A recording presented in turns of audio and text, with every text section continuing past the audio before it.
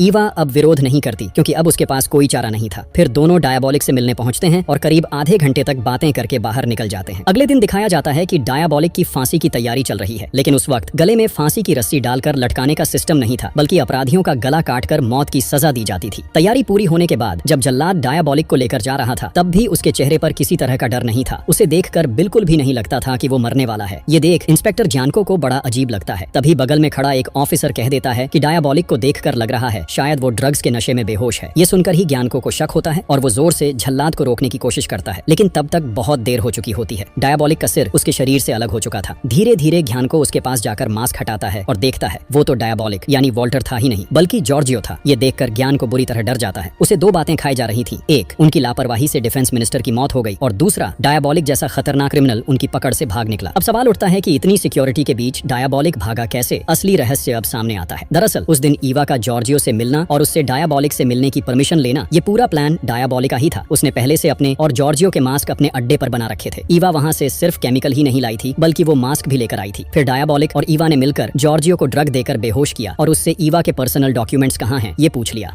वो documents Giorgio के personal locker में थे, जिसका पासवर्ड सिर्फ उसी को पता था। डायबॉलिक ने वो पासवर्ड भी उससे निकलवा लिया। उसके बाद उसे दूसरा ड्रग देकर ऐसा हाल कर दिया कि होश आने के बाद भी वो किसी को कुछ बता ना पाए। फिर डायबॉलिक ने जॉर्जियो के चेहरे का मास्क और उसके कपड़े पहन लिए और जॉर्जियो को वॉल्टर का मास्क पहनाकर छोड़ दिया। मतलब परफेक्ट क्राइम, किसी को कुछ भी शक नहीं हुआ। इसके बाद सीन शिफ्ट होता है। डायबॉलिक जॉर्जियो के रूप में उसके ऑफिस पहुंचकर लॉकर खोलता है और ईवा के सारे डॉक्यूमेंट निकाल लेता है। तभी पुलिस भी वहां पहुंच जाती है, लेकिन उन्हें पहचान ही नहीं चलता कि सामने खड़ा आदमी असल में डायबॉलिक है। उनकी आंखों के सामने से ही डायबॉलिक साफ निकल जाता है। उधर एक अमीर औरत बैंक में कुछ कीमती सामान रखने आती है। चूंकि वो बहुत रेयर और कीमती चीजें थीं, इसलिए सिक्योरिटी को लेकर वो औरत थोड़ी परेशान थी। वो मैनेजर से लाकर की सिक्योरिटी के बारे में पूछती है। मैनेजर समझाता है कि लाकर की दीवारें 3 परतों से बनी हैं, जिसे तोड़कर चोरी करना नामुमकिन है। इसके अलावा लाकर की चाबी सिर्फ मालिक के पास होती है और किसी और तरीके से चाबी हासिल करना पॉसिबल नहीं है। ये सब सुनकर औरत चैन से अपना सामान लाकर में रख देती है और बाहर चली जाती है। लेकिन असलियत में वो औरत कोई और नहीं बल्कि ईवा थी। असल में वो और डायबॉलिक मिलकर उसी बैंक को लूटने का प्लान बना रहे थे। इसलिए डायबॉलिक ने ईवा को वहां भेजा था ताकि वो सिक्योरिटी सिस्टम की डिटेल ले सके। उधर इंस्पेक्टर ज्ञान को भी डायबॉलिक को पकड़ने के लिए पूरी मेहनत कर रहा था। उसने शहर के हर बैंक, हर ट्रस्ट, हर लाकर रूम को चेक करना शुरू कर दिया। उसे पता था डायबॉलिक कभी साधारण चोरी नहीं करता, वो हमेशा सबसे रेयर और कीमती चीजों के पीछे जाता है। आखिरकार ज्ञानको को उस बैंक के बारे में पता चल जाता है और वो उसे प्रोटेक्ट करने की तैयारी शुरू कर देता है। उसने अपनी टीम को शहर की हर सड़क, गली, यहाँ तक कि अंडरग्राउंड टनल्स पर भी नजर रखने का आदेश दिया। लेकिन तब तक डायबॉलिक बैंक पहुंच भी चुका था। हालांकि ईवा उसके साथ नहीं थी। उसने चाहा था कि वो उसके साथ चले, लेकिन डायबॉलिक ने उसे मना कर दिया, क्योंकि काम बहुत रिस्की था। वो ईवा को खतरे में नहीं डालना चाहता था। प्लान के मुताबिक वो अंडरग्राउंड टनल से बैंक में घुसने की तैयारी करता है। वहाँ रास्ते में सेंसर लगे थे, लेकिन डायबॉलिक सेंसर से भी ज्यादा चालाक था। उसने वाटर पाइप खोल दिया ताकि सेंसर आवाज को न पहचान सके। फिर वो बड़ी आसानी से बैंक के अंदर घुसकर चोरी करता है और दूसरी तरफ से निकलने लगता है। बाहर आते ही उसका सामना पुलिस से हो जाता है। डायबॉलिक उनसे लड़ते हुए आगे बढ़ता है और तभी ज्ञान को सामने आ जाता है। डायबॉलिक को देखकर वो तुरंत गोली चला देता है। उसे यकीन था कि इस बार डायबॉलिक नहीं बचेगा, लेकिन उसे क्या पता था कि अब डायबॉलिक अकेला नहीं है। तभी अचानक ईवा पीछे से आकर आकर ज्ञानको पर गोली चला देती है और डायाबॉलिक को लेकर वहाँ से निकल जाती है। ईवा को देखकर डायाबॉलिक भी हैरान रह जाता है, लेकिन समझ जाता है कि ईवा उसे अकेला छोड़ने वाली नहीं है। अब वो ईवा पर पूरा भरोसा करने लगता है। ज्ञानको घायल हालत में ये सब देखता रहता है, लेकिन कुछ कर नहीं पाता। कुछ दिन बाद हम देखते हैं वॉल्टर और ईवा को। अब वो दोनों साथ में बेहद खुश हैं। ईवा को इम्प्रेस करने के लिए वॉल्टर असली पिंक डायमंड भी वापस ले आता है, लेकिन ईवा को अब उसमें कोई दिलचस्पी नहीं रहती। अब उसे सिर्फ डायाबॉलिक चाहिए, इसलिए वो डायमंड को समुद्र में फेंक देती है और वॉल्टर को गले से लगा लेती है। और इसी खूबसूरत मोमेंट के साथ फिल्म का अंत हो जाता है।